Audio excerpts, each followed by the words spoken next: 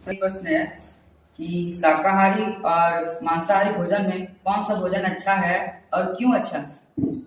तो प्रश्न है कि मांसाहारी भोजन और शाकाहारी भोजन में अच्छा कौन है ना।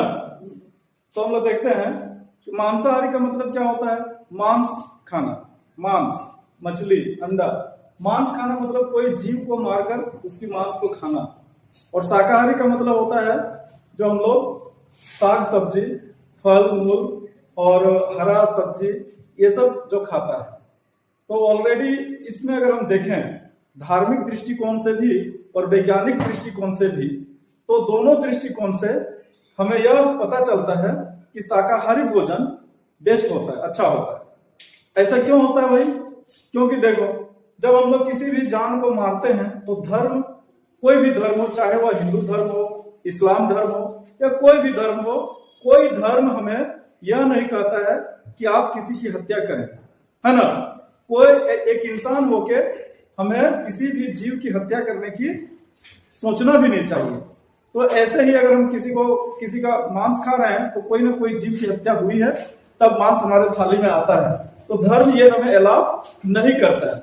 दूसरी बात है वैज्ञानिक दृष्टिकोण से, जो डॉक्टर वगैरह जो है वो अभी हमें सजेस्ट करता है कि मांस नहीं खाना चाहिए। क्यों? क्योंकि सबसे पहला चीज तो है कि मांस हमारे पेट में जब जाता है तो उसको पचने में काफी समय लगता है और हमारे आंतड़ी को बहुत प्रॉब्लम होता है, जिससे तरह तरह की बीमारियां होती है।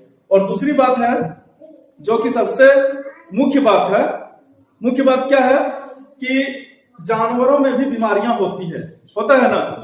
मनुष्य में भी बीमारी होता है।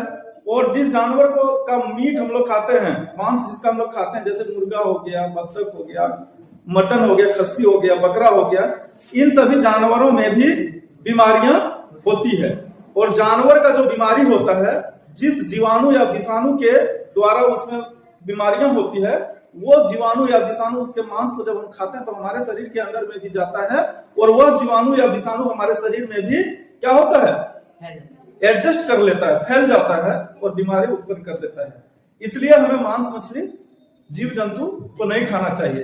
अब बात आती है साग सब्जी की, तो साग सब्जी में भी बीमारियां होता है नहीं, लेकिन उसका जो बीमारी होने का जो कारण होता है, जीवाणु हो या विषाणु हो, वो जब हमारे शरीर में आता है, जो सब्जी बना के हम खा लिए, मान लो फूलगोभी बनाए, उस फूलगोभी में कोई बीमारी है, उसको हम खा लिए, तो उसका जो जीवाणु है या विषाणु है, वो विषाणु हमारे शरीर में एडजस्ट नहीं कर पाता है। क्यों नहीं कर पाता है?